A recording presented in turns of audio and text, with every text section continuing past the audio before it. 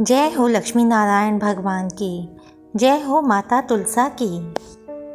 प्यारे भक्तों, इस वीडियो में आप सुन रहे हैं कार्तिक मास महात्म्य कथा का अध्याय 17। भक्ति से भरे भाव, हे हरि मेरे मन उपजाओ। 17वां अध्याय कार्तिक, कृपा दृष्टि कर जाओ। इससे पहले के अध्याय में आपने सुना शिव जी के गणों और दैत्यराज जलंधर के बीच युद्ध हो रहा था। उस समय शिव जी के गण प्रबल थे और उन्होंने जलंधर के शुंभ, निशुंभ और महासुर काल नेमि आदि को पराजित कर दिया।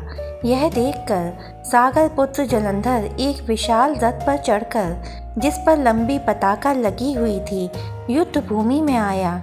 इधर जय और शील नामक शंकर जी के गण भी युद्ध में तत्पर होकर गरजने लगे। इस प्रकार दोनों सेनाओं के हाथी, घोड़े, शंख, भेरी और दोनों ओर के सिंहनाद से धरती त्रस्त हो गई।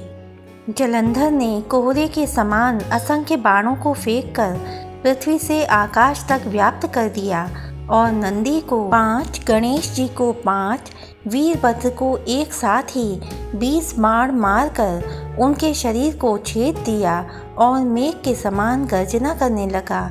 यह देख कार्तिकेय ने भी दैत्य जलंधर को अपनी शक्ति उठाकर मारी और घोर गर्जन किया, जिसके आघात से वह मूर्छित हो जमीन पर गिर पड़ा। परंतु वह शीघ्र ही उठ गया और क्रोधाविष्ट हो कार्तिकेय पर अपनी गदा से प्रहार करने लगा।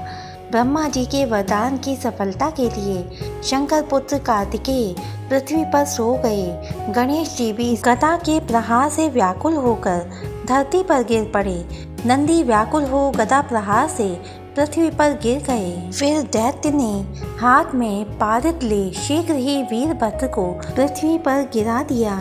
यह देखकर शंकर जी के गण चिल्लाते हुए संग्राम भूमि छोड़ बड़े वेग से भाग चले। वे भागे हुए गण शीघ्र ही शिवजी के पास आ गए और व्याकुलता से युद्ध का सब समाचार कह सुनाया। लीलाधारी भगवान ने उन्हें अभय दे सबका संतोष वर्धन किया। जय हो लक्ष्मी नारायण भगवान की, जय हो माता तुलसा की।